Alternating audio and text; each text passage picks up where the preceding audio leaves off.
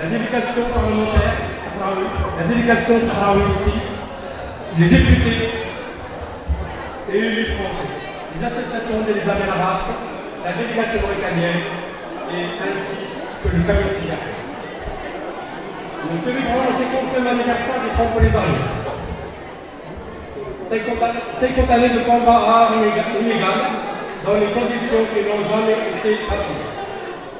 Oui, d'une résistance séculaire dans la trajectoire de laquelle s'inscrit la lutte contemporaine des peuples sahraouis. La race et l'État que les Sahraouis, en tant que peuple et nation, se sont choisis pour permettre à leur aspiration légitime, à la libération, à la liberté et à la dépendance de s'exprimer municipalisme.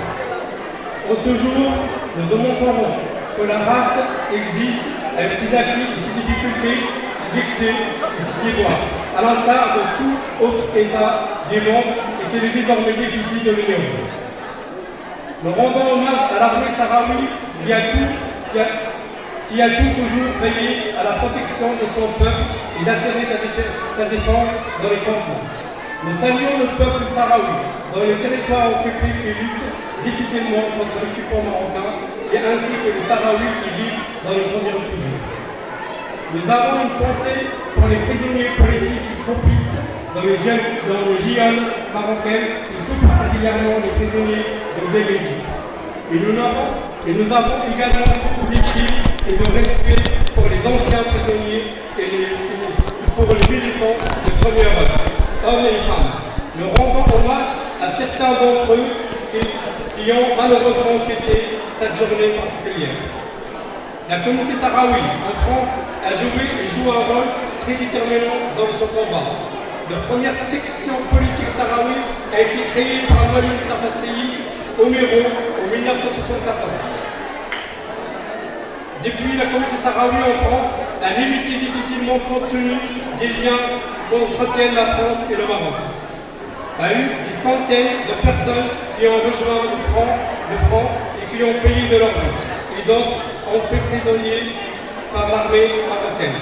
Certains faisaient le lien avec les territoires occupés et organisaient des réunions secrètes, notamment drapeaux, banderoles, messages, etc.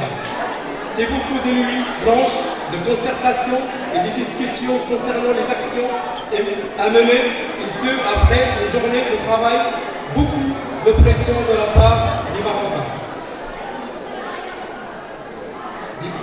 Des années d'éloignement sans voir leur famille. Ce sont des mères, des frères, des pères, des sœurs décédés sans ces militants ne puissent leur faire des adieux convenables. La communauté a participé au financement de la lutte dans le territoire occupé. Elle a également contribué aux différentes aides humanitaires en faveur de plusieurs institutions sahraouies dans les camps, fournitures scolaires, vêtements d'enfants, des matériels médicaux. Elle a dû faire face au lobby marocain très puissant dans ce pays qui l'empêche systématiquement de s'exprimer et de mener des actions.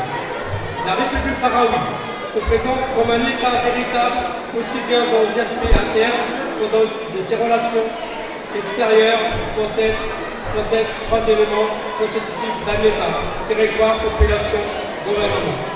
Une armée organisée et combattante, des structures administratives adaptées et efficaces.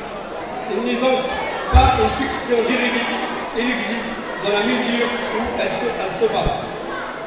Ce n'est pas seulement un État en formation, mais c'est un État constitué, installé en lutte pour son existence.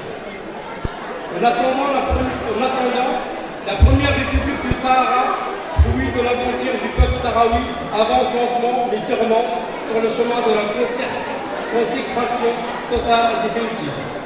Nous devons donc rester unis et lutter solidairement jusqu'à la libération du territoire sahraoui. Du fond du cœur, nous souhaitons une vie digne dans notre pays, la République arabe sahraouie démocratique et florissante. Merci.